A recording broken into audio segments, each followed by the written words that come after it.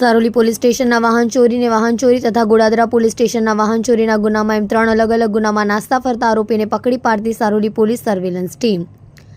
Police commissioner Anupamsinh Gehlot સાહેબ, ખાસ police commissioner sector 1, નાયબ પોલીસ કમિશનર ઝોન 1, મદદનીશ police commissioner B division Surat શહેરનાઓએ આગામી ગણપતિ ઉત્સવની સમગ્ર રાજ્યમાં ઉજવણી થનાર હોય, કાયદો વ્યવસ્થા જળવાઈ રહે તે માટે તકેદારીના ભાગરૂપે વિવિધ ગુનાઓના નાસ્તા ફરતા આરોપીઓને પકડી પાડવા સારું સૂચના કરી હોય, જે સૂચનાને માર્ગદર્શનને આધારે પોલીસ ઇન્સ્પેક્ટર S.R. વેકરિયાની આગેવાની હેઠળ સર્વેલન્સ સ્ટાફના police sub inspector J.N. Chauhan બીજા સર્વેલન્સ સ્ટાફના માણસો સાથે અલગ અલગ ટીમો બનાવી વર્કઆઉટમાં હતા. દરમિયાન ASI Ajitbhai Thakorbhai, assistant head constable Baldevbhai Bharatbhai, assistant head constable Pravinbhai Narvatbhai નાઓને મળે સંયુક્ત બાતમી હકીકતને આધારે વાહન ચોરીના Saroli police station, Varachha police station, Godadara police સ્ટેશનના જુદા જુદા 3 ગુનાઓમાં નાસ્તા ફરતા આરોપી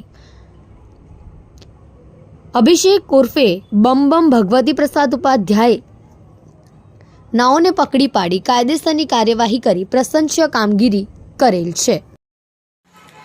કલ્પેશ રાણા સાથે જોતા રહો ન્યૂઝ 9 ગુજરાતી, સુરત.